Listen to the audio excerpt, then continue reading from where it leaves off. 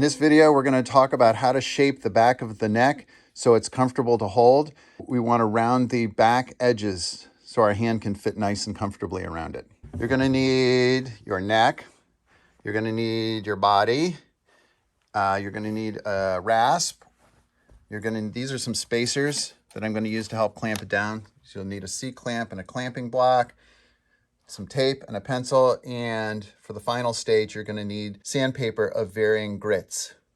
This is 80 all the way up to 1200.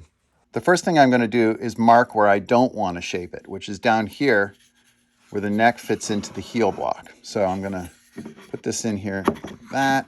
Ooh, nice and snug. I want to keep this lined up on this edge right here. And I'm going to flip it over. I'm going to draw a light line right there. I'm going to take some tape and mark it off.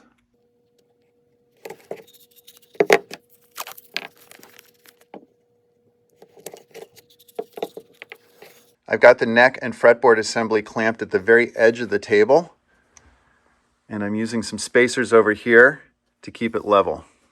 I'm going to use the Shinto rasp to round the edge. You don't have to make it perfectly round like a baseball bat. You can really just take off a little bit of the edge so it feels comfortable.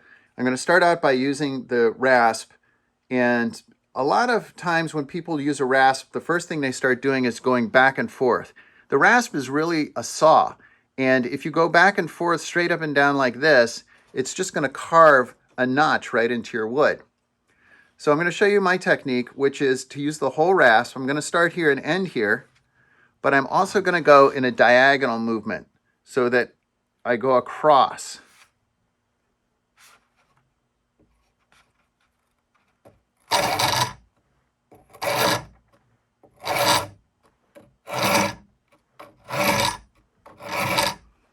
With a little practice, you can get that movement down. The other thing is that I'm not just going to go at one angle, which would make this into, say, if I'm holding this 45 degrees, it would make a 45-degree angle. I'm going to be going at several different angles. I'm going to be going from a low angle, from a medium angle, and from a high angle. And that's going to make a nice round curvature.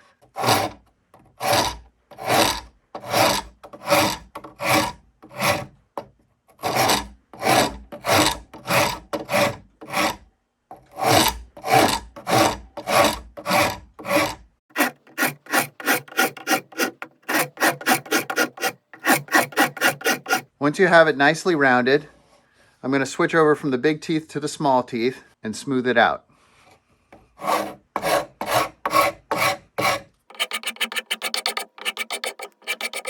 going to switch it over now and I'll do the other side.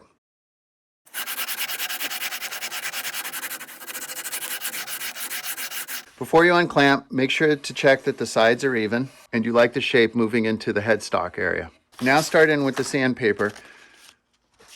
And of course, we start with the heaviest grit, which in this case is the 80.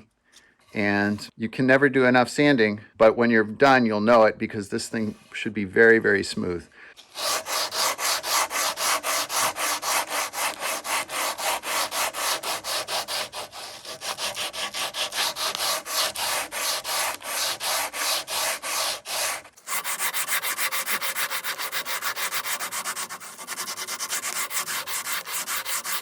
Feels really nice with the 80. It feels nice and round.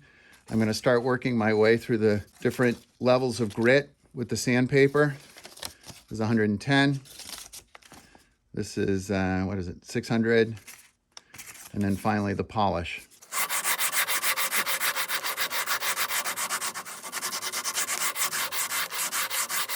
Most students describe this as being extremely satisfying.